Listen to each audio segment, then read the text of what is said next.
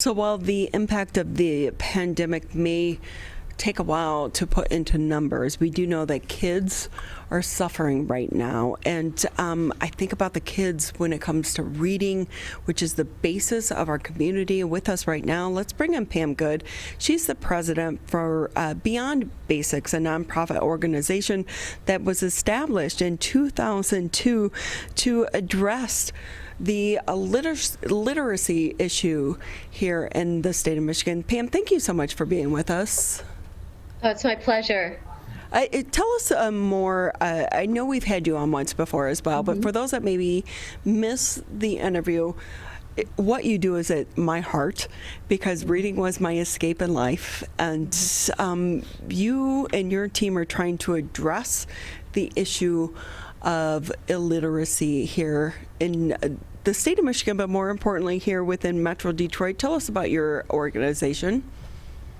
Yes, well, we're a nonprofit organization. We were founded in 2002 through work just helping kids inside the schools in Detroit. We became aware of what we refer to today as an epidemic, a silent epidemic of illiteracy, and took a number of years just, trying to get those kids who are farthest behind reading. And, with that, now we're able to get kids reading on average in just 6 weeks proficiently. And we've just learned more and more about the issue, with 85% of kids in that literacy gap in communities like Detroit, and anywhere from 5 to 30% in other school districts. So you just mentioned the word literacy gap. Yes. Explain to us more about that. Yes, I guess it's our definition of the literacy gap. If you're focused on kids attending school, K-12, in our communities, in our state, and across this nation, kids that are more than a grade level behind in reading, we realize that they're not given the intensity that they need to become readers. And so kids that are less than a grade level behind, the intervention that the educational model in our state allows gets those kids reading. But if you're more than a grade level behind, you are very likely in that gap where what you need is not at the level that's really going to help you. And before Makes sense. Yeah, absolutely. And before we talk about the long-term impacts that that has on not only the individual but us collectively as a community, we're in the middle of a crisis right now with the pandemic. But also it's what's happening in our schools with our kids. And every day my heart thinks about the kids that are stuck in homes that maybe are not loving homes or not nurturing homes, and how far behind this is going to make them, because for so many kids, school is their safe place. So are you prepared or even thinking ahead about these kids in the middle of the pandemic because of the learning situation that's going on due to the crisis? No, because our work is in Detroit, we see firsthand that, as citizens in our nation, we are not taking care of children. We see that every day. And what this pandemic has done is highlighted that problem that really needs to be solved. I know our focus is literacy in struggling communities because we believe that that's a way for them to get out of a cycle of poverty, that it empowers them as individuals to go out and do all of the things that we take for granted, like read a book even, but get a job.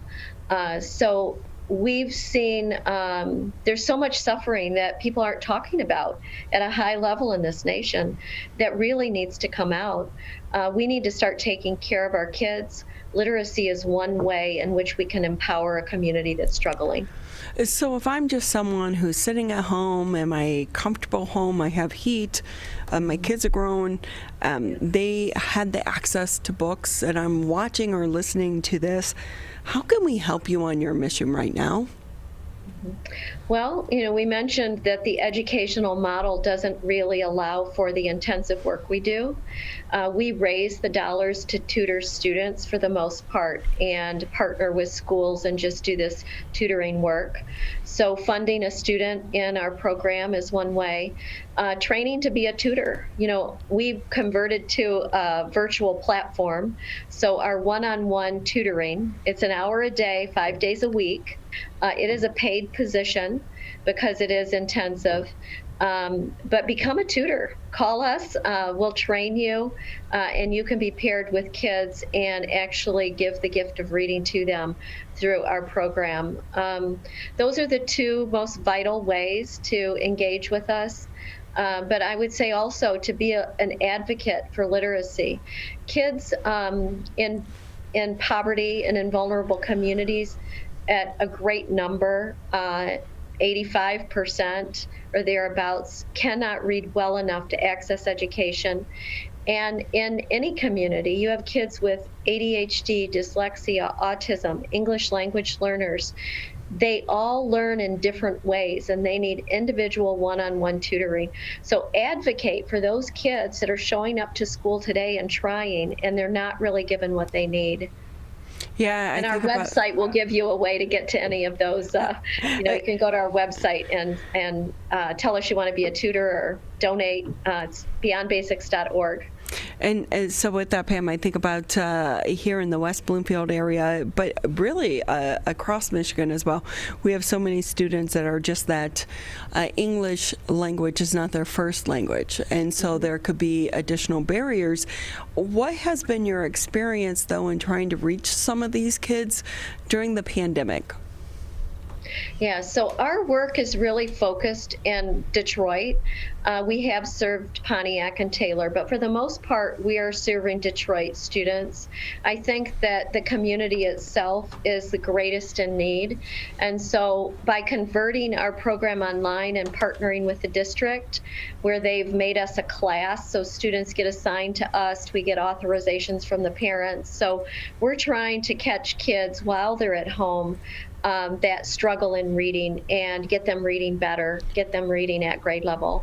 That has been the best way that we can help out during the pandemic. Like you mentioned earlier, we do serve a community that struggles in a variety of ways. In the spring, right away, we started a family relief fund so that we were able to help families that needed some additional resources, and we raised donations to give to them and their families to spend as they needed. Pam, if we can kind of go back to the basics here for a second and talk about the importance of why we should care about people having the ability to read and what it means economically for all of us and how it helps lift people out of the cycle of poverty. Well, I think you have two issues here. One is a moral obligation that we're going to empower people to, when they do good, they're blessed in ways that they're able to be part of society. And children attending school today and their families, even though they're struggling, get them to school. They expect when they leave, when they graduate, they're going to be able to, at a minimum, get a job. And so when we have 85% of the kids as non-readers essentially attending a school and can stay there for 13 years and leave not reading, that is a problem.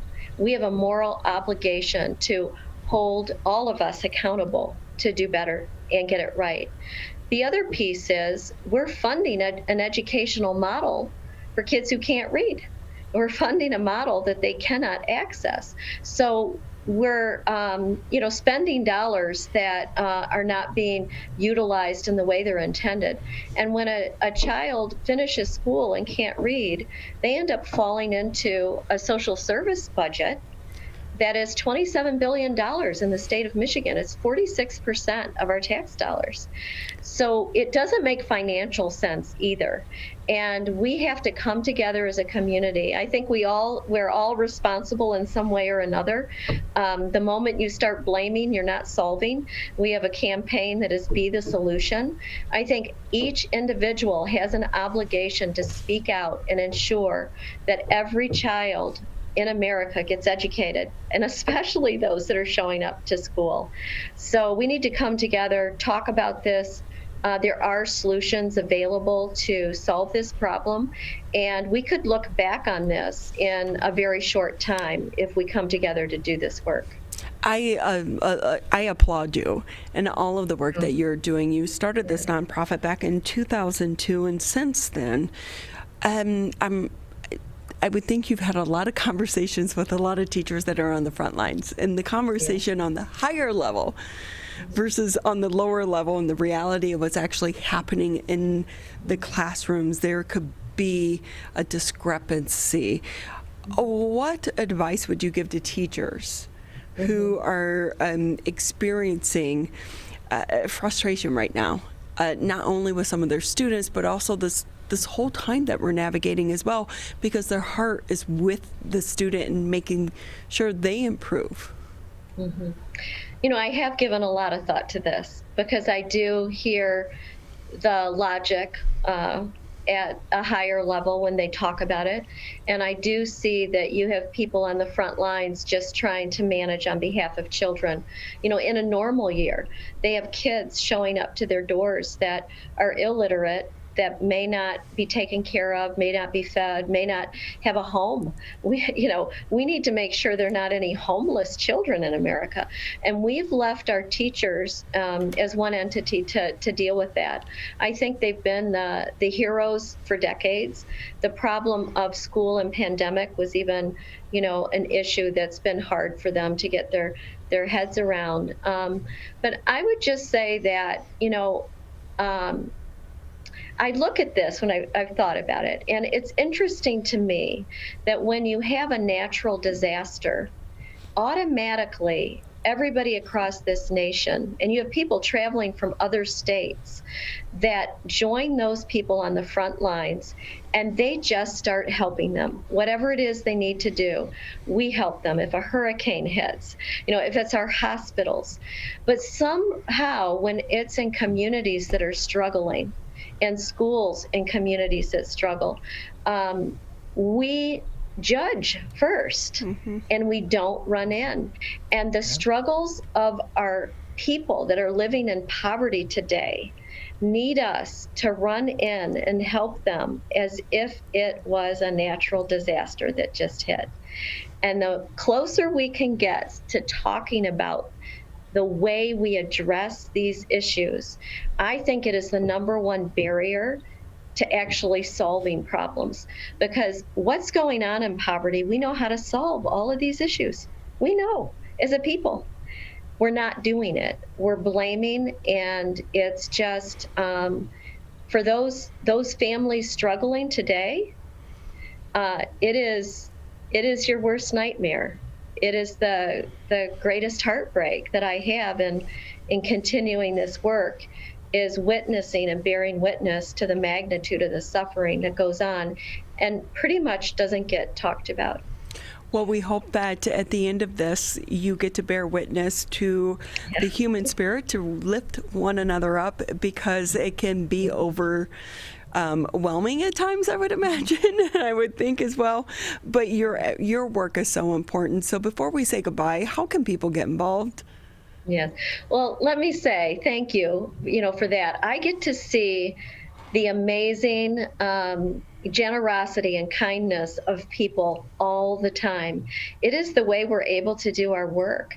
We raise millions of dollars to go tutor kids in vulnerable communities. So I think there's just a disconnect. We have tremendous kindness and generosity. And so, and I thank them. We have thousands of people that are connected to us, helping us do this work. We have a literacy summit coming up. It's on March 3rd. We're focusing on an author, John Corcoran. He's wrote the book, The Teacher Who Couldn't Read. And we have a media panel that's going to talk about the third grade reading law, the recent literacy lawsuit, and what all of us can do. And I just, hope that people tune in. It's free. You can go to our website on the event page and get the information for it. And let's all just, move forward and start helping those around us. Well, thank you so much for being with us. And hopefully we'll be able to have you on after the event as well. There were several other things, so many things actually we could talk about. I know one of the things being the lawsuit involving the city of Detroit, but maybe we can get to that in the next conversation. But again, thank you to your team, as yourself as well, for recognizing this issue, but also trying to uplift our community. We so appreciate it. Yes, thank you so much for letting us tell this story.